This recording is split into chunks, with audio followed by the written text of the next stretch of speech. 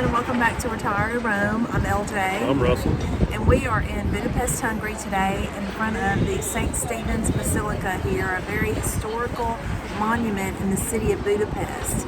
It was built over a 50-year period, and what's one of the unusual things we're going to see inside today? There's a 1,000-year-old mummified hand of the first king of Hungary. Yeah, and it's a place where locals and tourists alike come and for various reasons, but it's definitely, we're going to step back into history today and view this beautiful building that's behind us. So come on in and enjoy it with us. So the actual basilica is located in St. Stephen's Square.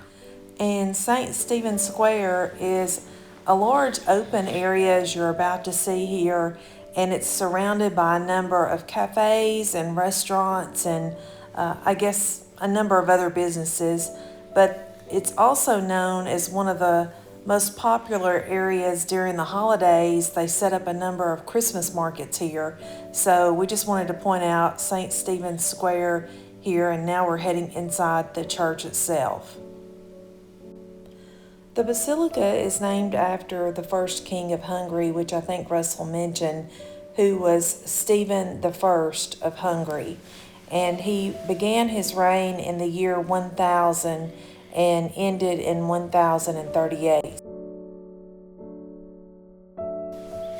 Another interesting fact is the construction period for the church actually began in 1851 and ended in 1905. It took 54 years due to interruptions like structural collapses and the death of the original architect.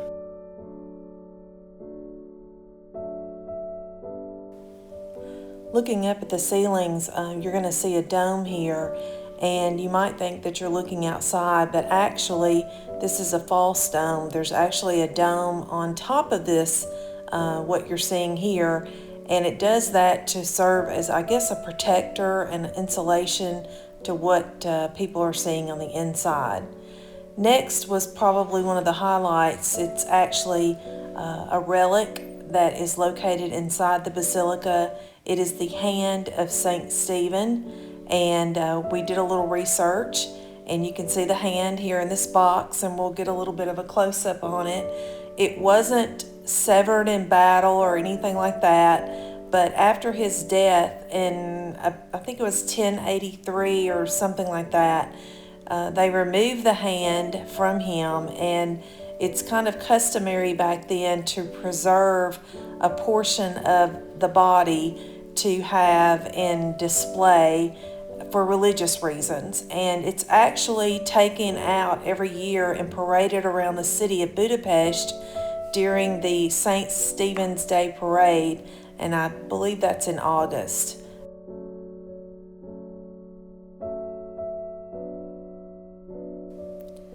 The building really is full of a number of treasures. There's so many frescoes and various tiles in the building that were created by a number of Hungarian artists. As you walk around the basilica, you'll notice there's a lot of stained glass windows, and these windows depict scenes from the life of Christ and other biblical events.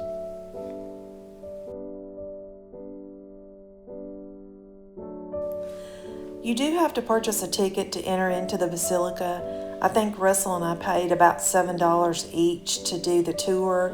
It's just go in and stay as long as you would like. There's no time, but there's also an additional charge if you want to go up the dome and actually see, I guess, the inside. And I think there's a viewing area outside as well up above this inner dome, but we chose not to do that.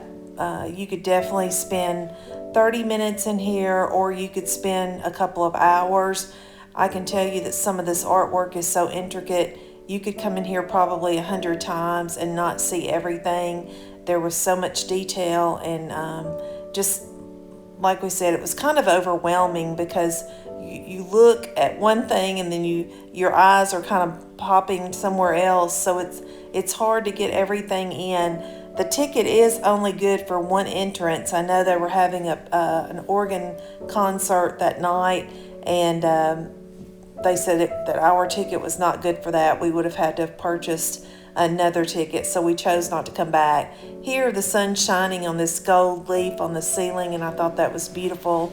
And speaking of the pipe organ, just about now to show you a view of that, which I can only imagine how magnificent this thing sounds when it's being played, but it was quite substantial. This viewpoint here really doesn't do it justice, but like I said, I can only imagine how heavenly it sounds when it's actually being played. And this was one of the last stained glass windows we saw here. Once we left the Basilica, then we went on to take a tram ride down to the Parliament Building. And this is the Hungarian Parliament, and it's located on the banks of the Danube River on the Pest side of Budapest. And this is where all of the Hungarian, I guess, government happenings, government officials, yeah, everything. Government works happen there. This was a statue outside the Parliament Building. But we did not go in. You can actually tour the Parliament Building. We've seen a lot of videos online. And as you all know, we are budget travelers, so we kind of pick and choose what events and what things we want to pay to see. And we just elected that we did not want to go into the Parliament Building. But I will say we do plan on going back down to this area at night.